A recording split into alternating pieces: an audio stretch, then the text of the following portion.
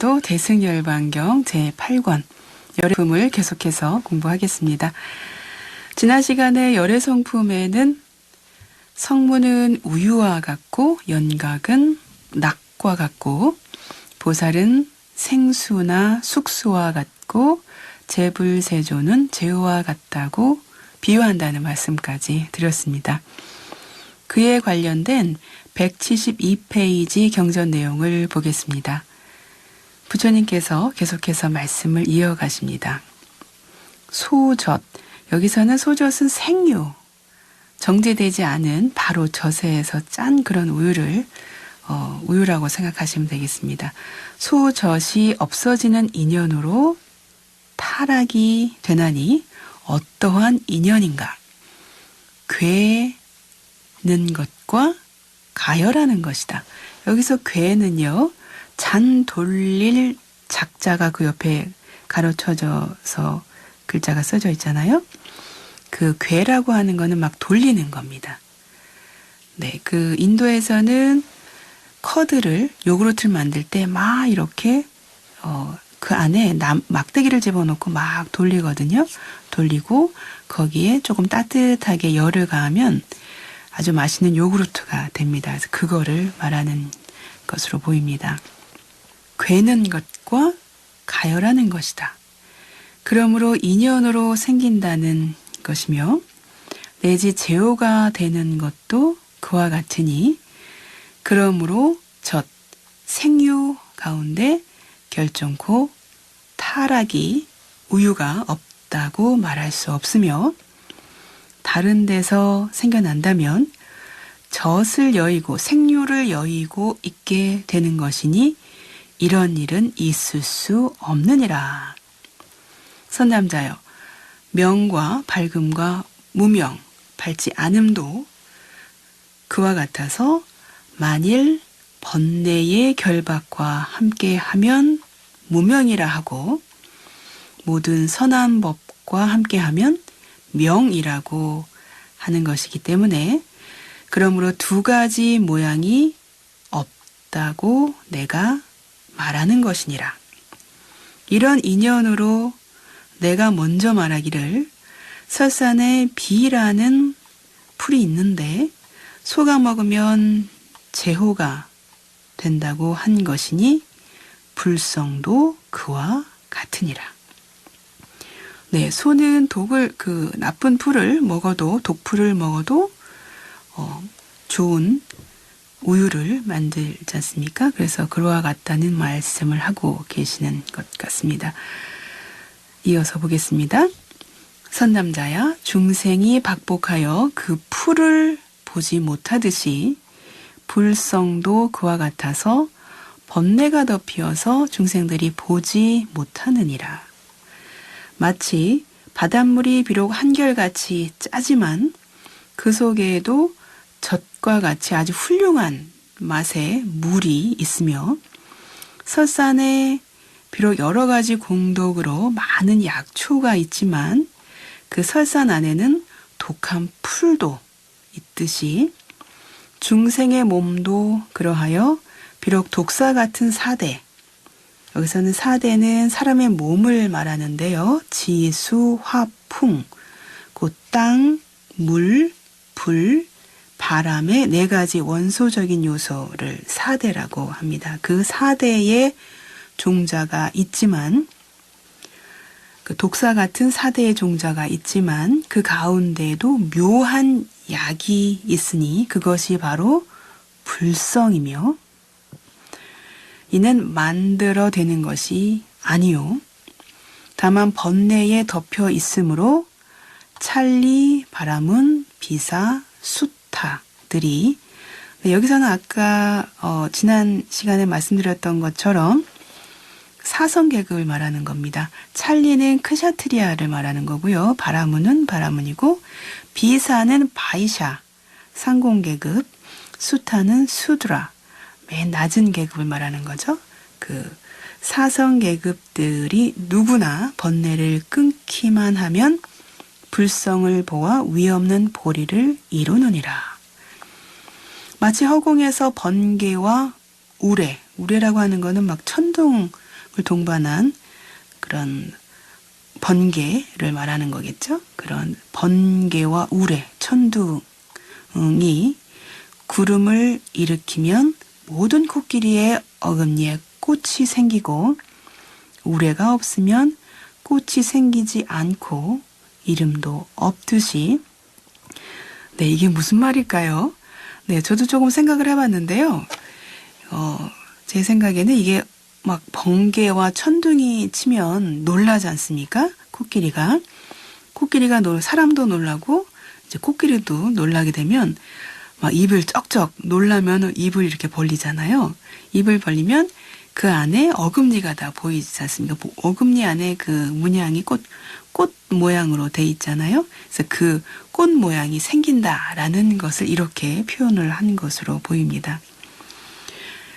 예, 그래서 번개와 우레가 생겨나면 코끼리의 어금니에 꽃이 보이고 그런 어금니에 그런 문양이 보이고 꽃이 생기지도 우레가 없으면 꽃이 생기지도 않고 입을 안 벌리니까 꽃이 생길 일도 없고 보일 일도 없겠죠. 이름도 없듯이 중생의 불성도 그와 같아서 모든 번뇌에 덮였으므로 보지 못하나니 그래서 중생은 내가 없다고 말하는 것이니라. 만일 이 대반열반이란 미묘한 경전을 듣기만 하면 불성을 보게 되는 것이 코끼리 어금니에 있는 그 꽃 문양과 같거니와 비록 다른 경전의 온갖 산매를 듣더라도 이 경을 듣지 못하면 열애의 미묘한 모양을 알지 못하나니 마치 우레가 없을 적에는 코끼리 어금니의 꽃을 그 문양을 꽃 모양을 볼 수 없는 것과 같으며 이 경을 들으면 모든 부처님의 비밀한 법장의 불성을 아는 것이니라. 우레가 있을 적에는 코끼리 어금니의 꽃을 보게 되듯이 이 경을 들으면 한량없는 중생에게 모든 불성이 있음을 알지니라. 이러한 이치로 대반열반경이 열애의 비밀한 법장이라 말하며 법신을 기르는 것이 우레가 있을 때에 코끼리의 어금니 위에 꽃과 같나니 이러한 큰 이치를 기르는 것이므로 대반열반이라 이름하느니라. 만일 선남자 선여인으로서 이 미묘한 대반열반경을 익히는 이는 능히 부처님 은혜를 갚을 것이며 진정한 부처님 제자가 되리라. 네, 지금 저희가 대반열반경 공부를 하고 있는데요. 지금 부처님 은혜를 갚고 있다고 말씀하시네요. 그리고 진정한 부처님의 제자가 된다고 하십니다. 네, 가섭보살의 질문과 부처님의 말씀의 요점은 우유에서 크림이 생기기 때문에 우유가 없이는 크림을 얻을 수 없지만 우유와 크림은 분명히 다르다는 것입니다. 우리가 크림을 얻으려면 먼저 우유를 가져다가 숙성시켜야 한다는 것입니다. 이 비유에서 우리는 크림류가 나오는데 다시 더 거슬러 올라가서 풀이 나오는 것을 생각해 보면 땅이 됩니다. 그러나 흙이 바로 풀이 되는 것은 아니죠. 거름과 습기가 있어야 그 흙에서 풀이 자라나게 됩니다. 흙 속의 거름은 여러 가지가 썩어서 이루어진 것이고요. 그러한 거름으로 인해서 풀이 잘 자라게 됩니다. 이와 같이 세상의 모든 것은 우주에 있는 모든 것들이 서로 상호 간의 영향을 주고받아서 이루어지는 것입니다. 요구르트가 되기 전에는 크림이 있고요. 크림 앞에는 크림이 되기 전에는 우유가 있고요. 우유가 되기 전에는 그 앞에는 풀이 있다는 것을 알 수 있겠죠. 그리고 풀이 있다고 하는 것은 그 앞에 땅에 걸음이 있다는 것을 알 수 있고, 걸음 앞에는 세상의 모든 것이 있다는 것을 알 수 있습니다. 이렇게 세상 만물이 순환적으로 그리고 직접적이거나 간접적으로 서로 영향을 주고받아서 이루어진다는 말입니다. 법신의 성품, 즉 불성의 뿌리도 그와 같아서요. 세상의 모든 사물이 전체적으로 순환해서 서로 원인이 되고 서로 결과가 된다는 의미입니다. 크림의 원천을 찾는다고 할 때 그것의 뿌리인 우유나 풀 등을 계속 거슬러 올라가다 보면 결국 세상에 있는 모든 사물이 되는 것입니다. 마찬가지로 불성의 뿌리도요. 열반에 드는 서가모니 부처님이 법신을 남기시고 그 법신이 백천만억 개로 분해되어서 우리 몸에 있다는 그런 말이 아니라 세상에 있는 모든 사물이 빠짐없이 서로서로 연결되어 있어서 아주 크게 보면 우주 전체가 하나의 몸체라는 의미에서 우주적인 생명이 있다는 말입니다.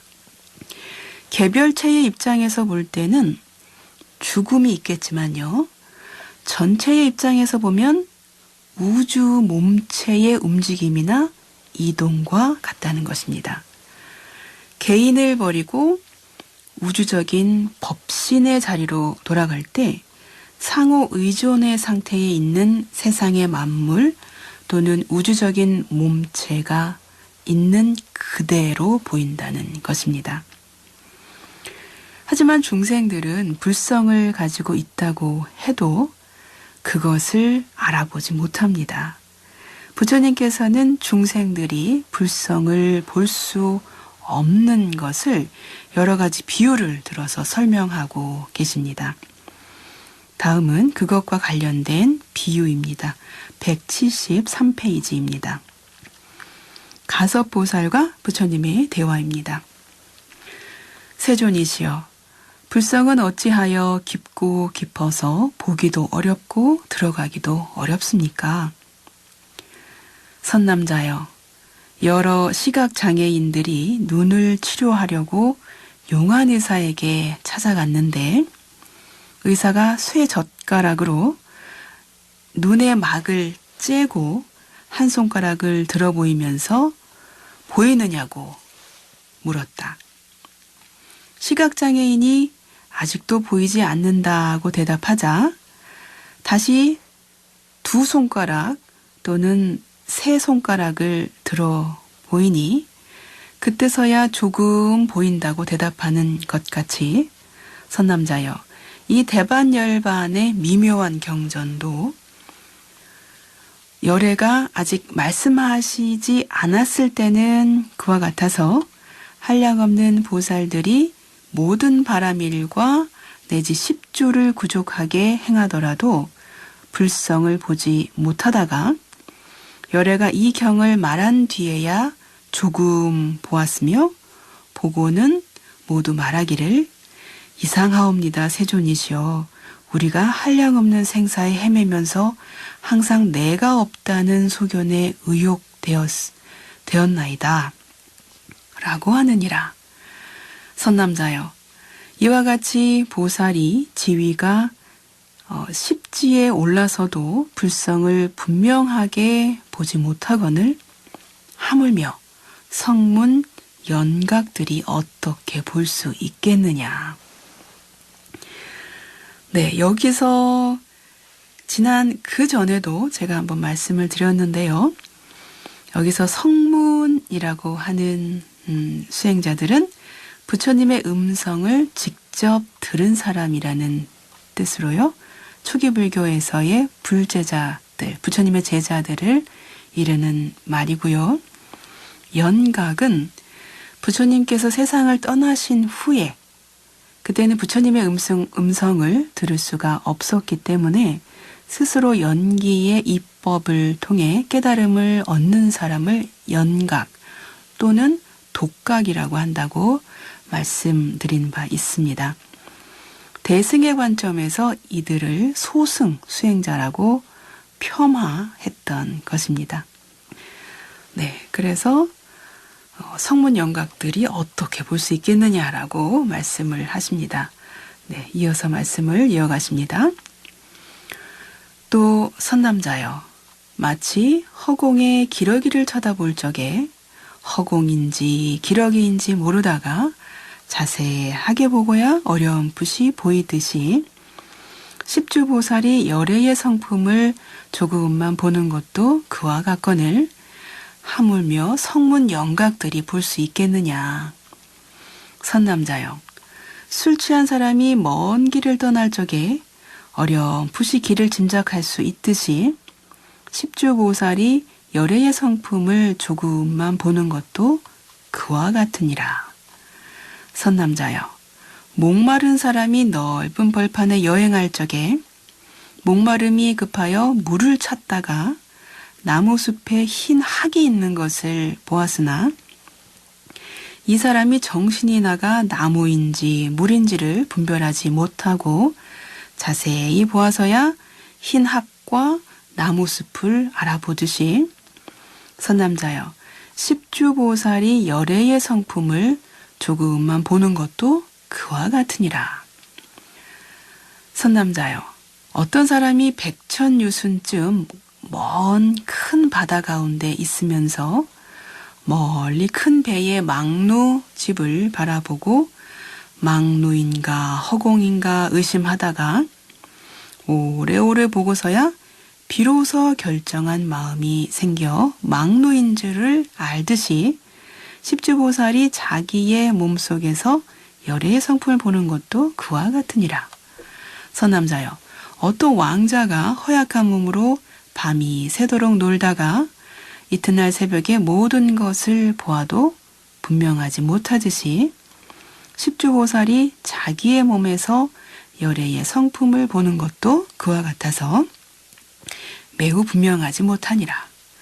또 선남자여, 마치 벼슬 하는 신하가 나란 일에 골몰하다가 밤이 되어 집에 돌아올 적에 번갯빛이 잠깐 번쩍하는데 솥대를 보고 솥대인지 구름대인지 집인지 망설이다가 오랫동안 보고서야 솥대인 줄을 짐작하나 오히려 분명히 결정하지 못하듯이 십주보살이 자기의 몸에서 열애의 성품을 보면서도 분명하게 결정하지 못하는 것도 그와 같으니라.